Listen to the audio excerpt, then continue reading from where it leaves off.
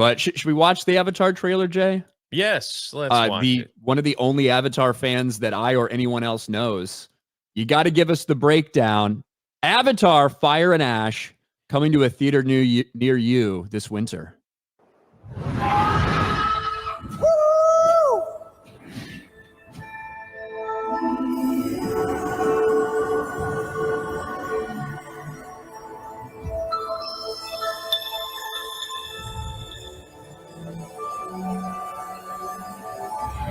The strength of the ancestors is here.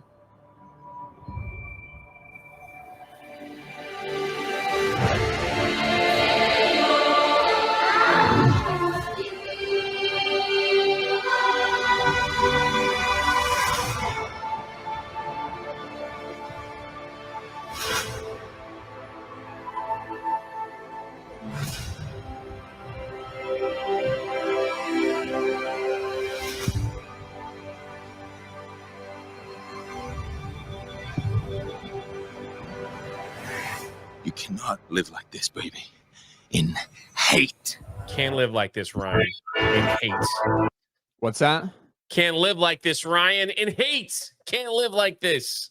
Avatar's teaching you something. Well, I don't know. So obviously in the last one, we saw them lose their child.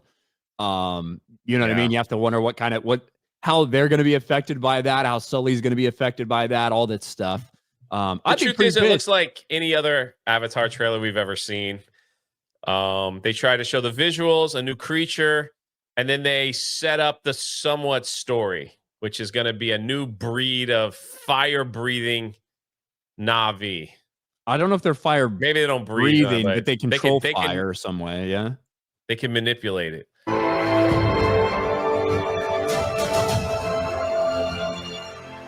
If there's something you can do, then you must do it.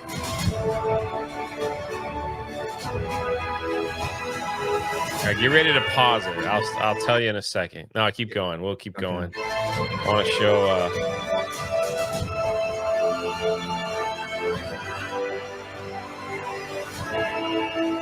The children. No, Spider. All right, right there. All right, so this is what's going to happen, because they usually give away their movies in their trailer.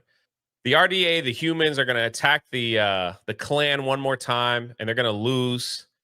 But there's going to take heavy casualties. Probably some of the adults are going to die. James Cameron already said that this is going to be the most terrifying one of all, as far as like basically saying, don't have any favorites because everyone's on the chopping block to die. The then fake Na'vi, Colonel Korich, whatever, he's like, we can't beat them. We got to go find other creatures like themselves to fight them. You see him climbing up a mountain. He then befriends the fire Na'vi and convinces them, if you join our team and help us capture Jake Sully, then we'll give you something. And so they end up happening. And so Jake gets captured. As you can see, he's being paraded around in front of all the humans.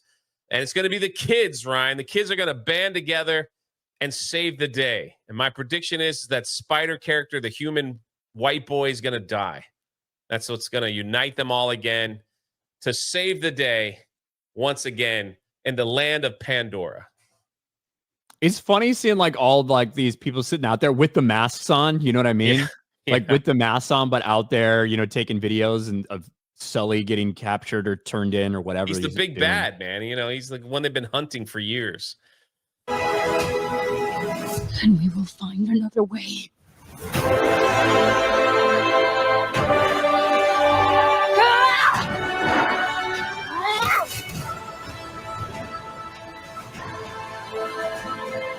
Yeah, there he goes.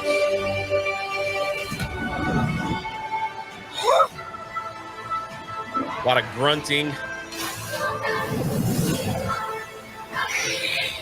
Your A lot of hissing. Has no dominion here.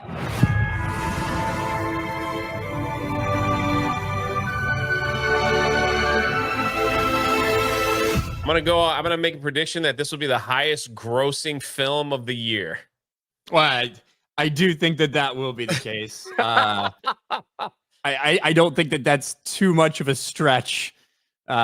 It will be interesting though. I mean, there was a decent gap with 10 years or whatever between the first one and the second one. It's only been 2 or 3 years since the second one, so it's not like people didn't just recently go to the theater to see one. I will be interested. It's obviously going to make a fuck ton of money. It does obviously probably we're sharing the screen through an app or watching it on YouTube. I will say this, in the theater when the trailer was shown, it looked just as phenomenal just in terms of the effects and everything that you would expect these movies to look like. It is a unique thing that Avatar, everybody, not everyone in our chat, but they do billions of dollars, but they have no cultural footprint whatsoever. It's like people go watch them and then they forget they've even watched them. So they got to go back and watch it again. And then they forget there's really not like like Marvel or Star Wars or Indiana, like any of those that movies come out and people become super fans and all that stuff. So they're just kind of simple stories. Yeah. You know what I mean? Like they're just rehashed stories. Like the first one was like Dances with Wolves, I guess. Yeah. They're very kind of simple and nothing too. It's like nothing that you haven't seen before. It's the world that you haven't seen before, and the imagery, and they do world building with like the creatures and things like that. But yes, it just does not stick with people as much in terms of the movies themselves, the characters themselves. I think it would be hard for a lot of people to name more than. More than like two or three Avatar characters. Yeah. You know what I mean? Well, not like even the video game came out and it just wasn't as, like nothing sticks after the film with this franchise. I like the second one more than the first one. The second one was like Save the Whales. Didn't we do a Save the Whales back in 85, 86? Was that like a big thing? Well, both movies obviously are crammed full of environmentalist stuff. But I appreciated the family element of the second one a lot more with all the kids and everything. Yeah. I appreciated that a lot more than I did the first one, which was basically just like a little bit of fucking Dances with Wolves, a little bit of fucking Pocahontas shit. Oh my gosh, this fucking culture. Don't hurt this culture. I think it was a 3D like spectacle is what people wanted to see. It's supposed to be like the best 3D movie ever created when the first one came out. Something like that. It was wild. I don't really care about the 3D shit. I don't like watching stuff in 3D. Show it to me on a good screen. I don't need 3D.